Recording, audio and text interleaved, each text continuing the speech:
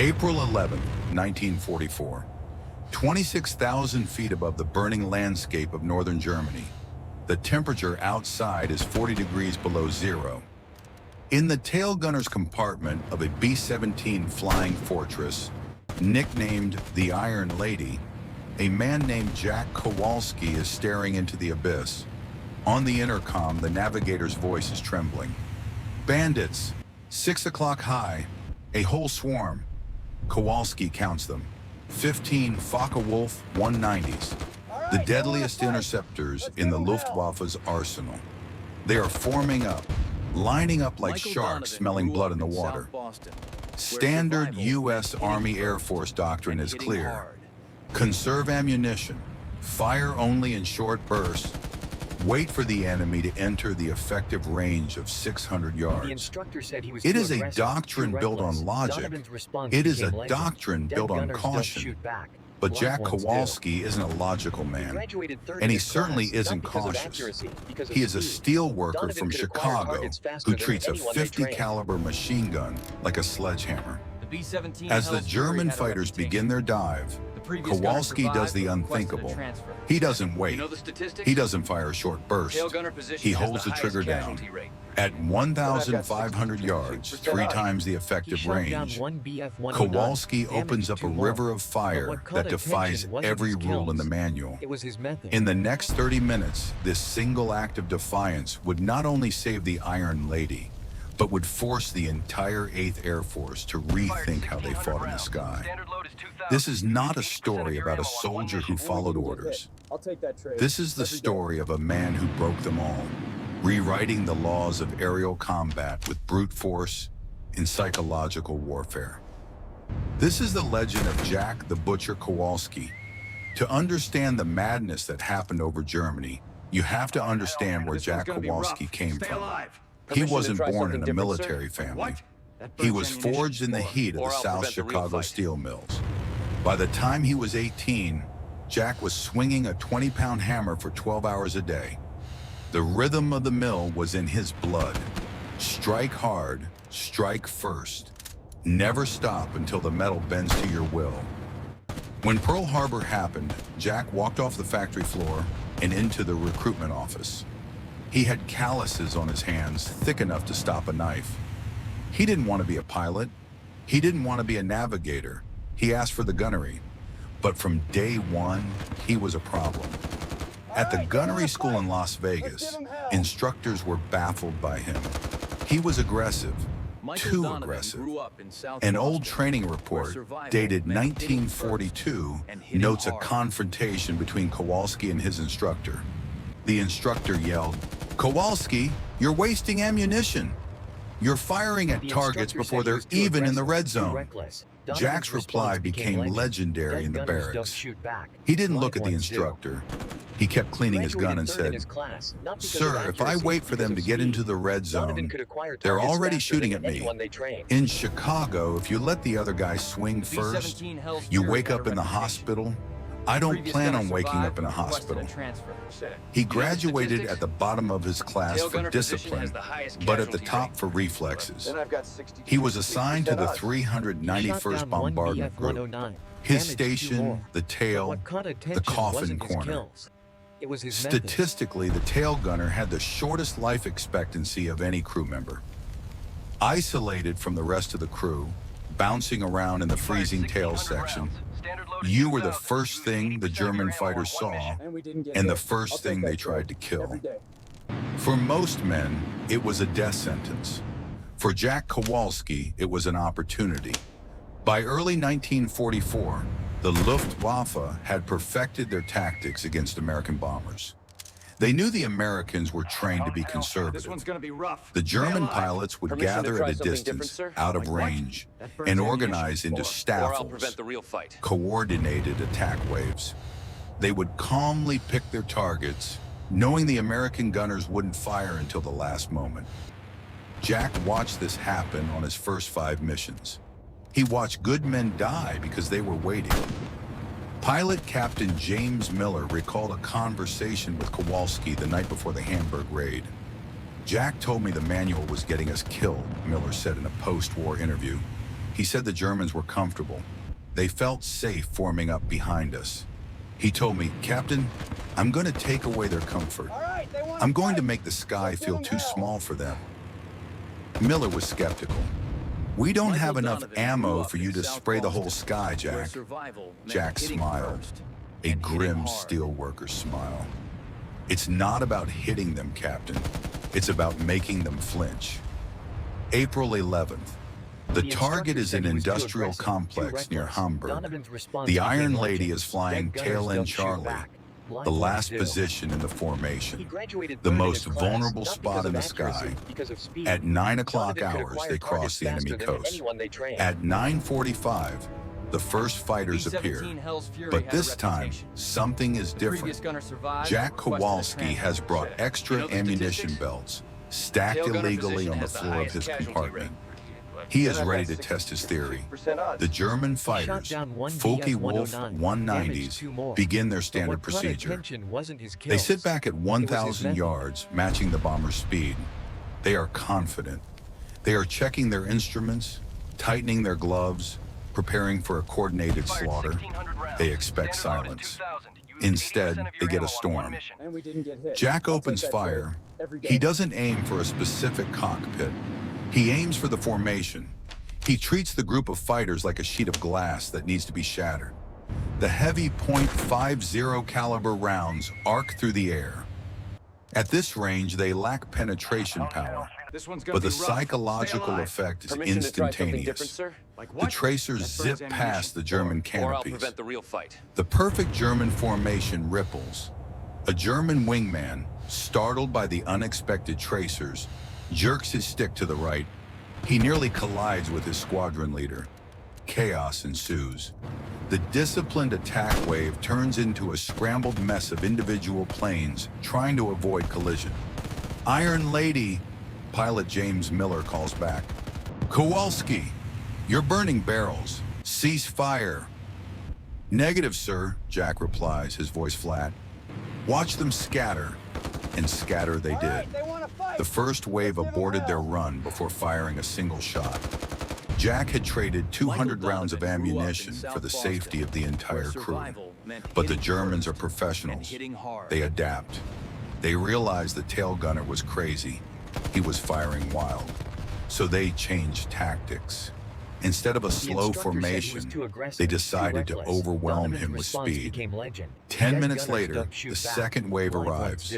This time, they don't form up. They dive. 12 fighters, coming from high 6 o'clock, speed 400 miles per hour. This is where the Chicago sledgehammer meets precision. Standard doctrine says, track the leader, kill the leader. Jack ignores the leader. He targets the wingman, the number 2 plane. Why? Because the wingman is busy watching his leader. He isn't watching the gun. Jack waits. And then a 3-second burst. The wingman flies directly into the stream of lead. The Focke-Wulf's engine catches fire, and it explodes in a brilliant orange ball.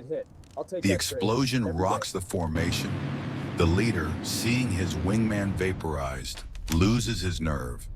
He breaks off his attack run. Jack immediately shifts fire to the next pair. He is working the gun like a machine in the factory. Rhythm, rhythm, strike. Another fighter smokes and dives towards the earth. In less than 2 minutes, Jack Kowalski has disrupted 2 massive attack waves and scored 2 confirmed kills. But the worst was yet to come. The battle drags on. The Iron Lady is taking hits from flak, but the fighters haven't been able to close in. However, Jack has a problem, a big one. His aggressive tactics have a cost. The extra belts are gone. The floor is covered in hot brass casings. He checks the feed. He has maybe 50 rounds left. That's 2 seconds of firing time. And on the radar, the Luftwaffe is rallying for a final execution blow. 6 veterans, the expert 10. They can see the smoke trailing from the B-17's engines. They know the gunner must be out of ammo. They line up for a stern approach, flying straight up the tailpipe. It's the easiest shot in the book if the tail gunner is dead or dry. Jack Kowalski has nothing left to shoot with. Most men would curl into a ball and pray. Jack Kowalski decides to play poker with death. He keeps his hands on the spade grips. He tracks the lead German fighter. He moves the turret aggressively, pointing the barrels directly at the German pilot's face. Inside the German cockpit, the pilot sees those twin black holes staring at him. He waits for the muzzle flash. He waits for the tracers. Jack tracks him perfectly. He leads the target. He mimics the exact movements of a gunner about to fire. 600 yards.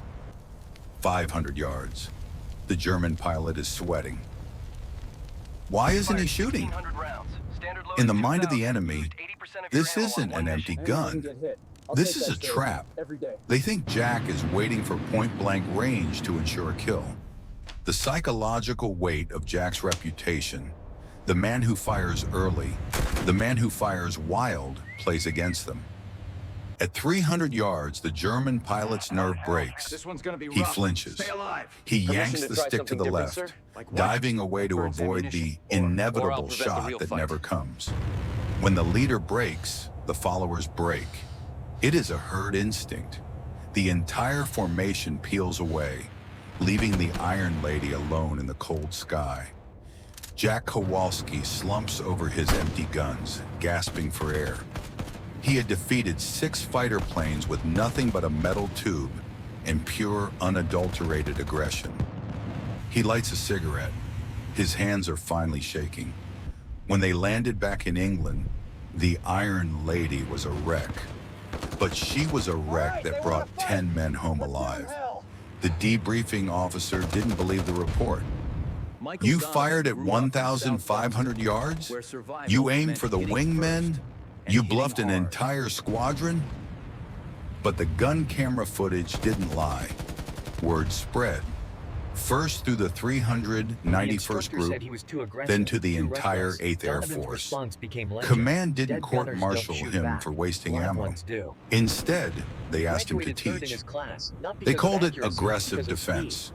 The men called it the Kowalski doctrine. Jack was pulled off flight status to run a specialized school for tail gunners. His curriculum was brutal.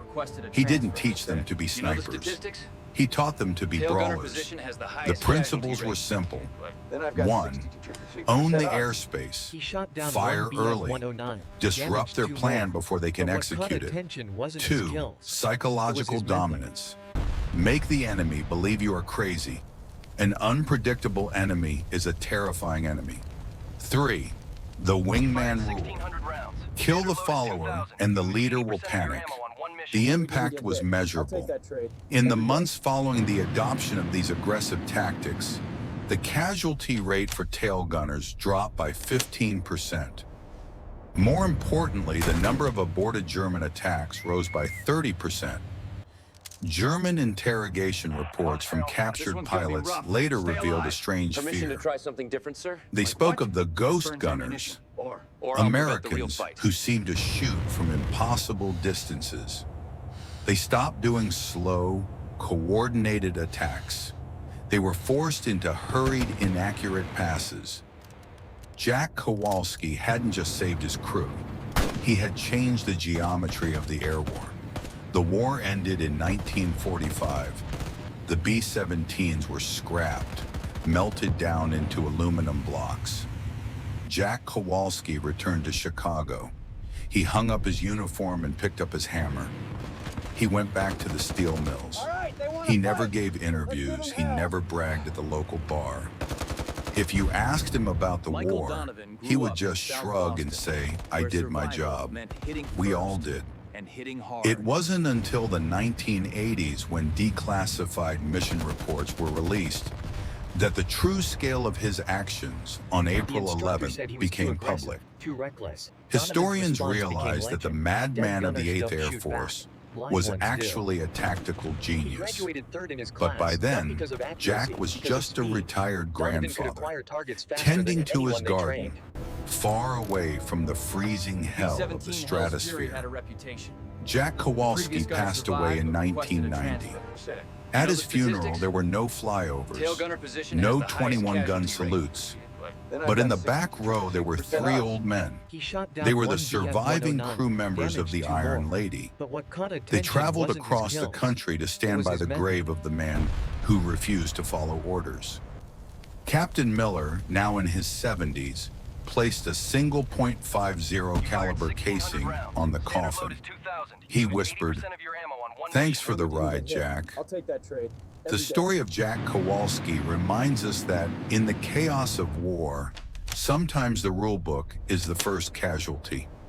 Survival doesn't always go to the disciplined or the cautious. Sometimes it belongs to the bold, to the ones who are willing to look death in the eye and strike Permission to try first. something different, sir? Jack Kowalski was a steel worker who became a legend, proving that even in the most technical war in history, the human spirit is the most dangerous weapon of all. What do you think? Was Jack reckless or was he a genius? Would you have held your fire or would you have emptied the belt? Let us know in the comments below. If you enjoyed this story of the Iron Lady and her mad gunner, please hit that like button and subscribe for more forgotten tales of World War II. Until next time, keep your eyes on the skies.